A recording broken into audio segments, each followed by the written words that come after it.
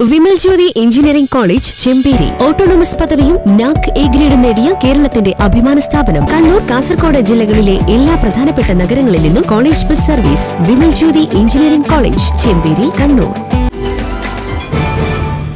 2 വർഷത്തിനിടെ 3 മനുഷ്യജീവനുകൾ പൊലിഞ്ഞിട്ടും കണ്ണു തുറക്കാതെ അധികാരികൾ. ചാലോട് ജംഗ്ഷനിൽ വാഹനാപകടങ്ങൾ ഒഴിവാക്കാൻ നടപടികൾ സ്വീകരിക്കണമെന്ന ആവശ്യത്തിന് മാത്രം പരിഹാരമില്ല. കണ്ണൂർ വിമാനത്താവളത്തിന്റെ തൊട്ടടുത്ത പ്രധാന പട്ടണമാണ് ചാലോട്. ഇവിടെ ടൗണിൽ തന്നെയുള്ള മെയിൻ റോഡിലെ ജംഗ്ഷനാണ് മനുഷ്യക്കുരുതിയുടെയും വാഹനാപകടങ്ങളുടെയും നിരത്താക്കി ചാലോടിനെ മാറ്റുന്നത്. ചെറുതും വലുതുമായ നിരവധി അപകടങ്ങളാണ് ദിനംപ്രതി ഇവിടെ നടക്കുന്നത്. അശ്രദ്ധമായ ഡ്രൈവിംഗ് അപകടങ്ങൾക്ക് കാരണമാകുന്നുണ്ടെങ്കിലും തൊട്ടടുത്ത് ജംഗ്ഷനുണ്ടെന്ന് മനസ്സിലാക്കാനോ വേഗത നിയന്ത്രിക്കാനോ ആവശ്യമായ മുന്നറിയിപ്പുകൾ ഇവിടെയില്ല. രാത്രിയെന്നോ പകലെന്നോ ഇല്ലാതെ ഇവിടെ ഉണ്ടാകുന്ന അപകടങ്ങൾ ഏറെ ഭീതിതമാണ്. കഴിഞ്ഞ സർക്കാരിന്റെ കാലത്ത് സിഗ്നൽ ലൈറ്റുകൾ ഉൾപ്പെടെ ടൗണിന്റെ വികസനത്തിന് പണം അനുവദിച്ചെങ്കിലും പദ്ധതിയൊന്നും നടപ്പായില്ല.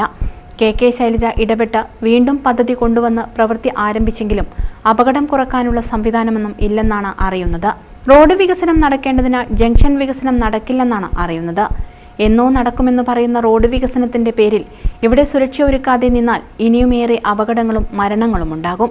ഏറ്റവും ഒടുവിൽ കഴിഞ്ഞ ദിവസം ചാലോട് ഓട്ടോ സ്റ്റാൻഡിലെ ഡ്രൈവർ ചാലോട് ടവർ സ്റ്റോപ്പിലെ ഇഞ്ചിക്കാലിൽ ചന്ദ്രത്തിൽ സജീവനാണ് അധികാരികളുടെ നിസ്സംഗതയിൽ മനുഷ്യക്കുരുതിയുടെ ഒടുവിലത്തെ ഇരയായത്.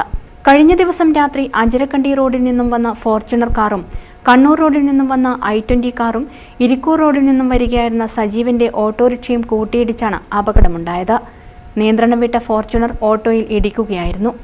ഗുരുതരമായി പരിക്കേറ്റ സജീവൻ ചികിത്സയിലിരിക്കെയാണ് മരണപ്പെട്ടത്. അപകടത്തെ തുടർന്ന് നിയന്ത്രണം വിട്ട ഫോർച്യൂണർ സമീപത്തുള്ള ബേക്കറിയിലേക്ക് പാഞ്ഞുകയറുകയും ചെയ്തു.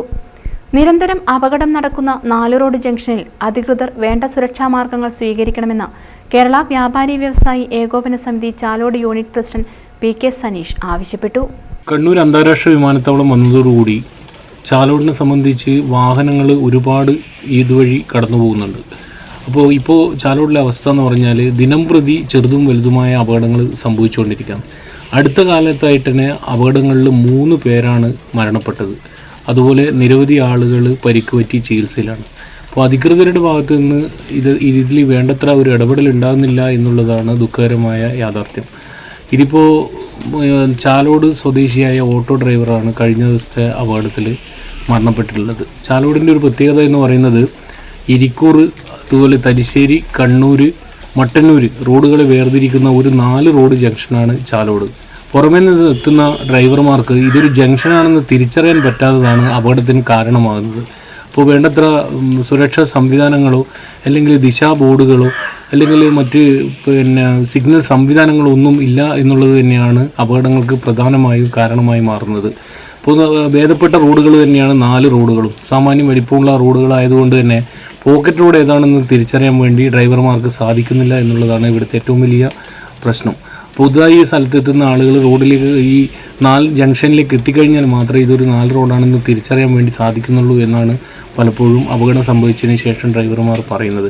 അപ്പോൾ ഇതൊക്കെ തിരിച്ചറിഞ്ഞുകൊണ്ട് അധികൃതരുടെ ഭാഗത്ത് നിന്ന് ഇതുവരെ വേണ്ടത്ര നടപടികൾ ഉണ്ടായിട്ടില്ല എന്നുള്ളതാണ് ഇവിടുത്തെ ഏറ്റവും വലിയ പ്രശ്നം. ബമ്പുകൾ ഉണ്ടെങ്കിൽ തന്നെ അതൊക്കെ തേയ്മാനം വന്ന് ഏകദേശം റോഡിൻ്റെ സമാന്തരമായ അവസ്ഥയിലാണ് ഇപ്പോൾ നിലവിലുള്ളത്.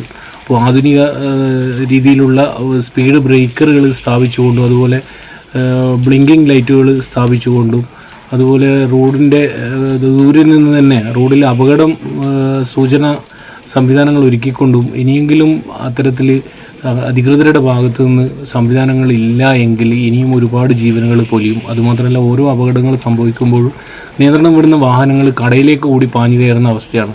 മിക്കപ്പോഴും രാത്രി മാത്രം അപകടം നടക്കുന്നു എന്നുള്ളത് കൊണ്ട് മാത്രമാണ് ആളപായം കുറയുന്നത്. ജനങ്ങളുടെ പ്രതിഷേധം കണക്കിലെടുക്കാതെ അധികൃതരുടെ ഭാഗത്തു നിന്നും നിസ്സംഗത തുടർന്നാൽ ഇനിയും ഇവിടെ മനുഷ്യജീവനുകൾ പൊലിഞ്ഞു വീഴും.